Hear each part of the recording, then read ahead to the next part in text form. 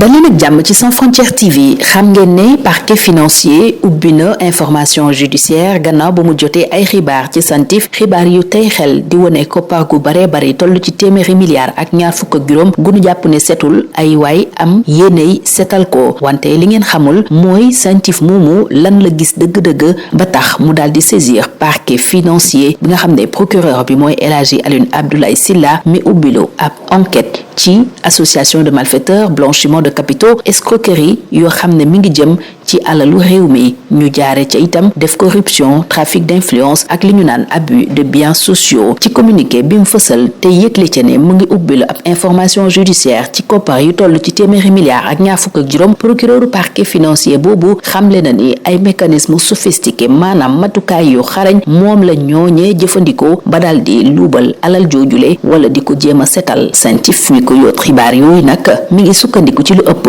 juróom-ñetti déclaration d'opération suspecte ñu naan ko dos mu jotee ko ci ay banque loola soxal ay entreprise ak ay nit booba lépp rapport bu santif nag mi ngi joxoñ ay koppar yu Tahirou Sarr jotee ci trésor la ca toftalu di ay virement yu mu def ci ay société ak itam ay nit bokk ca Farba Ngom koppar yooya di ay rétrocommission yu mu jox député bi ngir li mu taxaw ci mu am ay marché waaye itam yombalal ko fayeekoom ci trésor moom Tahirou Sarr libération mi fësal bi lépp xibaar mi ngi xamle ni luy tolloog fukki entreprise ak benn ak i nit santif tudd na leen ginnaaw Tahirou Sarr ak Farba Ngom rakki Farba Ngom di Ismaïla Ngom it ma nga ca niki Serigne Khadim Niang Sofico SCI Haba SCP Daworo Canton Investment SASU SCP Tijania SCI Jamalay groupe immobilier suisse di GIS procureur bu parquet financier nag loola tax mu daal di sàkku ci ministre de la justice mu daal di sàkku ci assemblée nationale ñu yëkkati mbalaanu kiirlaayub Farba Ngom ngir mën a def enquête bi ci ni ko yoon mayee moom ministre de la justice nag daal dina yóot booba lépp càkkuteef njiital assemblée nationale kooka it wane ca farlu gu mat sëkk ndax xam ngeen ne tey ji ci ngoon El Malick Ndiaye daal dinay convoqué ñaari réunion bi ci njëkk di bureau bi mu di leen jox information ba ca topp di conférence des présidents ñi war a jàpp calendrier wub liggéey bi soxal ñàkkul yëkkati mbalaanu kiirlaay Farba Ngom député ci assemblée nationale te nu njortu ne loola du yàggati dara mu daal di sotti bu leen fàtte aimer vidéo bi te partagé ko ngir may ñeneen ñu mun ci jot bu ngeen abonné gul ci Sans Frontières TV def leen ko te bës ci cloche de notification bi ngir dara dootu leen rëcc. Merci de suivre Sans Frontières TV. Vous le savez, le procureur du parquet financier El Hadji Alioune Abdoulaye Sylla a annoncé l'ouverture d'une information judiciaire pour association de malfaiteurs, blanchiment de capitaux, escroquerie portant sur les deniers publics, corruption, trafic d'influence et abus de biens sociaux. Dans son communiqué rendu public il y a 2 jours, le procureur lie le déclenchement de cette procédure à un rapport de la cellule nationale de traitement des informations financières pointant des transactions suspectes d'une valeur estimée provisoirement à plus de 125 milliards de francs CFA. Mais ce que vous ne savez pas, c'est justement le contenu de ce rapport de la SANTIF. Rappelez-vous que le procureur révélait déjà dans son communiqué que les mécanismes sophistiqués de blanchiment de capitaux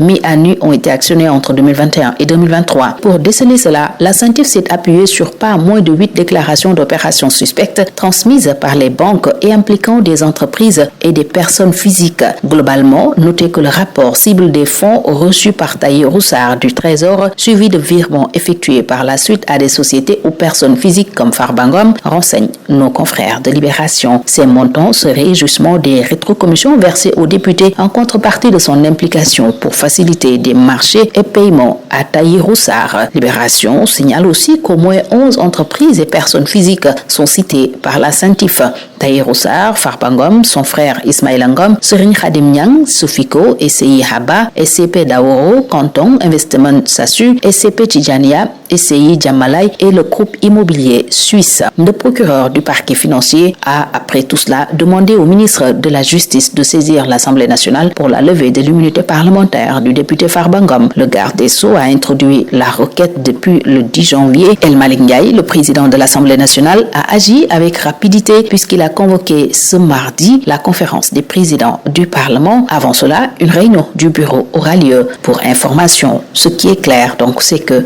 le député Farba Ngom ne tardera pas à voir son immunité parlementaire levée, sachant que PASTEF détient une écrasante majorité à l'Assemblée nationale.